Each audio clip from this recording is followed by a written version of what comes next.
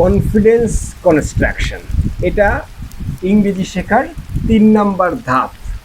এবং ইংরেজিতে কথা বলার যে স্বপ্ন, আমাদের আজন্ম লালিত স্বপ্ন যে ইংরেজিতে আমরা কথা বলতে চাই, ইংরেজি কেউ বললে শুনে বুঝতে চাই, তার জন্যে আমাকে কনফিডেন্স কনস্ট্রাকশনের এই ধাপটা শেষ করতেই হবে। কনফিডেন্স বলতে আসলে আমরা কি বুঝি? কনফিডেন্স শব্দের বাংলা অর্থ আত্মবিশ্বাস। আত্মবিশ্বাস না থাকলে আসলে কারোর সঙ্গে সরাসরি কথা বলা যায় না। আমার মনের মধ্যে নানান ধরনের চিন্তা থাকতে পারে, ভাবনা থাকতে পারে, কথা থাকতে পারে, কিন্তু সেই কথাগুলো আত্মবিশ্বাস না থাকলে আসলে আমি আরেকজনের সাথে বলতে পারি না। আরেকজনের সাথে যখন আমাকে বলতে হয় তখন আমার কনফিডেন্স কনস্ট্রাকশন করতেই হবে। কনফিডেন্স ছাড়া আপনি কারোর সাথে তার সামনে দাঁড়িয়ে কথা বলতে পারবেন না, অডিয়েন্সের সামনে তো পারবেনই না। যখন আপনি একক কোনো ব্যক্তির সঙ্গে কথা বলছেন তখন আপনি কনফিডেন্স ছাড়া কথা বলতে পারবেন না। আমরা যখন বাংলা বলি তখন আমরা জানি আমরা আত্মবিশ্বাসী, এই জন্যে আমরা বলতে পারি। তারপরও আপনি খেয়াল করলে দেখবেন যে বাংলা, একজন শিক্ষিত মানুষের বাংলা এবং একজন অশিক্ষিত মানুষের বাংলা এক না, এবং সবার বাংলার মধ্যে পার্থক্য আছে। কারো বাংলা খুব ভালো, কারো বাংলা একটু ভালো, কারো বাংলা খুবই খারাপ। কেন খারাপ? কারণ তাদের এই আত্মবিশ্বাস নাই। বাংলা যে আমরা জানি না এটা এদেশের কেউ আসলে বলবে না, কেউ স্বীকারও করবে না যে আমরা আসলে বাংলা জানি না। কিন্তু আমরা যখন বাংলা বলতে চেষ্টা করি তখন আমরা নিজেদেরকে যদি রেকর্ড করে নিজের বলা কথাগুলো শুনি তাহলেই আপনি বুঝতে পারবেন যে আপনার কনফিডেন্সের অবস্থা কি। আর যখন আপনি বিদেশি একটা ভাষা বলছেন, ইংরেজি ভাষা বিশেষ করে, ইংরেজি ভাষা পুরো পৃথিবীর মাতৃভাষা। এখন পৃথিবীর যে কোনো দেশের যে কোনো প্রান্তের মানুষের সঙ্গে আপনাকে এই ভাষায় কথা বলা প্রয়োজন পড়তে পারে। এখন আপনাকে কি করতে হবে? তার মানে আত্মবিশ্বাসটা আপনাকে বাড়াতে হবে। কারণ আত্মবিশ্বাস বাড়াতে গেলে কি কি আপনাকে আসলে করতে হবে? সেন্টেন্স কনস্ট্রাকশনের ব্যাপারে কোনো অস্পষ্টতা থাকা চলবে না, এবং প্রয়োজনীয় যত রকম শব্দ আছে সবগুলো শব্দ আপনার জানা থাকতে হবে। এরপর কোন পরিবেশে, কোন এনভায়রনমেন্টে, কোন সিচুয়েশানে কিভাবে একটা কনভারসেশন শুরু করতে হয় সেটা আপনাকে জানতে হবে।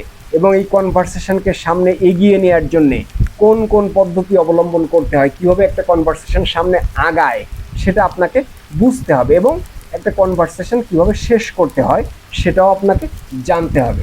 তা না হলে আপনি কথা বলার সময় আপনি সব জানা সত্ত্বেও আপনি বলতে পারবেন না, আটকায় যাবেন।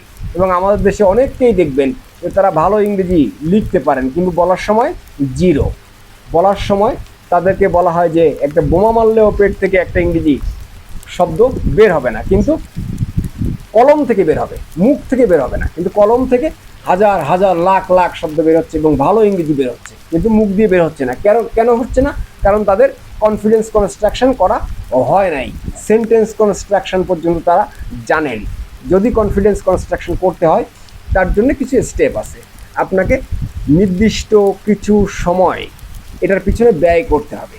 কথা বলে বলে নিজের সঙ্গে নিজে কথা বলতে হয়, কীভাবে আরেকজনকে সঙ্গে কীভাবে কথা বলতে হয়, এবং কোন পরিবেশে কীভাবে কথা শুরু করতে হয়, কীভাবে শেষ করতে হয়, এই জিনিসগুলো আপনি শিখে নিলেই এবং এটা একটু প্র্যাকটিস করলেই আপনার মধ্যে এই কনফিডেন্স চলে আসবে।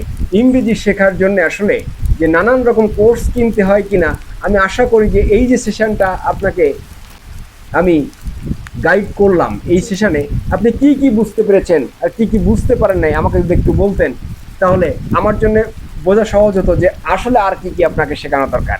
আচ্ছা, আমি প্রথমে এতটুকু বুঝলাম যে ইংরেজিকে ভাষা হিসেবে আমাকে শিখতে হবে এবং ইংরেজি শেখার ক্ষেত্রে আমাকে 3টা ধাপ অতিক্রম করতে হবে। এক, ওয়ার্ড কনস্ট্রাকশন, সেন্টেন্স কনস্ট্রাকশন আর কনফিডেন্স কনস্ট্রাকশন। ওয়ার্ড কনস্ট্রাকশনে আমাকে কতটুকু শব্দ শিখতে হবে, কতগুলো শব্দ আমাকে শিখতে হবে এবং কখন শিখতে হবে সেটুকু আমি শিখলাম। দ্বিতীয়ত, সেন্টেন্স কনস্ট্রাকশন, এখানে আমাকে 3টা ধাপ মনে রাখতে হবে। এক, বাক্যের মালিককে খোঁজা। 2, বাক্যের ভেতরে কাজ আছে নাকি বর্ণনা আছে।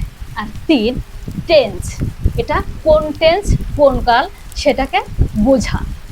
আর তৃতীয়ত, কনফিডেন্স কনস্ট্রাকশন, যে কোনো ভাষা শিখতে হলে আসলে কনফিডেন্স খুবই দরকার। কনফিডেন্সের অভাবে আমরা কিন্তু খুব ভালোভাবে বাংলাও ঠিকঠাক মতো কথা বলতে পারি না, তাই না? তো আমি চাই খুব ভালোভাবে এই কনফিডেন্স লেভেলটা আরো উন্নত করতে, যেন আমি খুব সুন্দরভাবে ইংরেজিতে কথা বলতে পারি। অসংখ্য ধন্যবাদ। Thank you. আশা করি আপনাকে অনেকটা ইংরেজির যে যন্ত্রণা, সেই যন্ত্রণা, ইংরেজি শেখার যে জটিলতা কঠিনতা, সেখান থেকে বের করে আনতে পেরেছি। এবং আপনি চাইলেই এখন থেকেই নিজের ইচ্ছায় নিজের গতিতে ইংরেজি ভাষায় যতটুকু দক্ষতা যোগ্যতা অর্জন করা দরকার ততটুকু অর্জন করে নিতে পারবেন। এবং যে কেউ চাইলে এই সেশনটি দেখে তাদের ইংরেজি শেখার যে স্বপ্ন, সেই স্বপ্ন পূরণ করে নিতে পারবেন। আর যদি নিজ থেকে পূরণ করতে নাও পারেন, তাহলে আমাদের কাছ থেকে সরাসরি শিখতে হলে আমাদের সঙ্গে যোগাযোগ করুন। আমরা আপনাদের সেবায় সর্বদা নিয়োজিত আছি। সকলে ভালো থাকবেন, সুস্থ থাকবেন। আসসালামু আলাইকুম। আসসালামু আলাইকুম।